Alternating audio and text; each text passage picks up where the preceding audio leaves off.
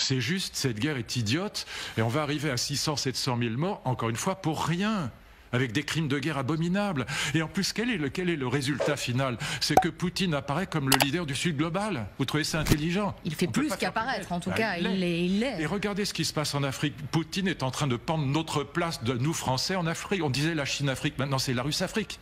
Et donc on a réussi à installer Poutine en leader du Sud global, c'est-à-dire des 2 tiers de la planète. Et en ça, c'est aussi un échec, vous dites. Évidemment, c'est un échec majeur. Et par ailleurs, on a réussi avec les sanctions. Moi, j'avais publié dès 2014 un article contre les sanctions de la Russie, non pas par amour de la Russie, mais parce que ça a poussé la Russie à réorganiser toute son économie vers le Sud global, vers la Chine, vers l'Inde, vers l'Afrique.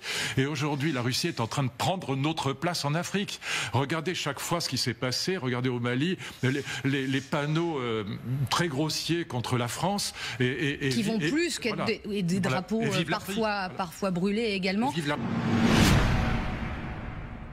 Vous savez, on va passer les 600 000 morts. Moi, j'ai un ami général qui me disait on est plutôt autour d'1 million de morts. Pour rien, pour rien, pour rien. Tous ces gens qui disaient l'Ukraine va gagner la guerre, elle est perdue pour l'Ukraine. Elle est perdue, perdue, perdue. Donc, vous savez que ce type de propos et ce type de position n'est pas entendu par certains. Bah, surtout pas ici, mais bon, peu importe, c'est quand même la vérité. On disait il y a 2 ans, j'entendais partout, la contre-offensive ukrainienne, ils vont gagner. Bah, ils ont perdu la contre-offensive. Maintenant, le Donbass est occupé par la Russie. Et donc l'enjeu, c'est de sécuriser, c'est d'accorder une sécurité à l'Ukraine, en tout cas à ce qui restera de l'Ukraine, le plus possible, moi je le souhaite, mais c'est d'accorder une sécurité, une réelle sécurité à l'Ukraine, mais aussi à la Russie. Avec des Ukrainiens qui bougent aussi dans leur opinion publique. Et regardez la désertion. Sont prêts aussi à faire des concessions territoriales. C'était 26% en février 2024, il y a un an. Mais bien sûr que oui. Et tous ces jeunes Ukrainiens qui partent à la guerre ne veulent plus partir à la guerre. Comment voulez-vous qu'ils aient envie de partir à cette guerre qui est perdue dans les territoires du Donbass en tout cas. Et donc il faut dire la vérité, c'est pas la peine de tourner autour du pot. La question aujourd'hui, c'est de sécuriser le territoire ukrainien, donc tel que la négociation avec la Russie sous l'égide de Donald Trump le définira, c'est de sécuriser au maximum ce territoire ukrainien, mais aussi de renoncer à massacrer Écoutez, lisez le livre d'Edgar Morin. Edgar Morin n'est pas un fasciste. Bon, et il dit il faut absolument que l'Ukraine accepte de renoncer, de massacrer les russophones du Donbass. Enfin, c'était délirant cette guerre du Donbass. On envoyait une dizaine de milices privées pour aller massacrer les russophones qui s'étaient déclarés dans le Donbass république séparatiste autoproclamée. Et là, on est dans les années 2014. Ça commence en 2014, mais ça n'a pas changé.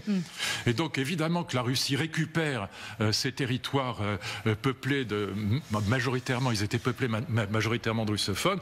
Et je rappelle toujours que la première décision sur la place Maïdan en 2014, c'est de déclasser la langue russe, de dire c'est plus la langue officielle. Mais les mecs là-bas, à l'est et au sud, ils ne parlent que le russe. Et la langue, ça touche au cœur.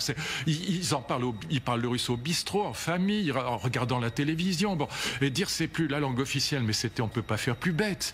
Donc toute cette histoire, cette guerre ne commence pas en 2022, elle commence en 2014.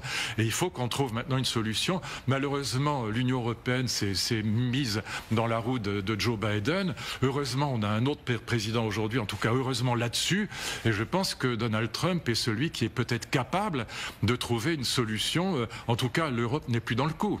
Mais néanmoins, aujourd'hui, ça n'est plus l'Union européenne, ce sont les États-Unis de Trump qui sont capables de régler le problème. Et surtout que, bon, on a cette affaire de gaz russe qui n'arrivera plus. Donc pour l'Allemagne, c'est une catastrophe. Hein. Pour la Suède, pour l'Allemagne, pour un certain nombre de pays. Européens, voilà, pour beaucoup de pays européens, notamment les pays de l'Est. Donc ça va aussi les faire changer d'avis.